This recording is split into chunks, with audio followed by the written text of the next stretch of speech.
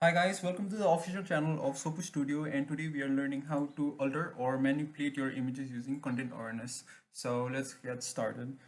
First things first, you place the image and make sure you rationalize it. To do so, you right click over here and rationalize the image. Then what you need to do is select the marquee tool of your choice. You can choose any of it.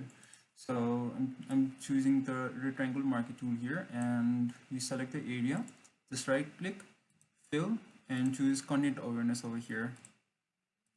Okay, so it might take a little while and it's done. Now let's do the same for the below portion as well. Right click, fill, content awareness, and we wait.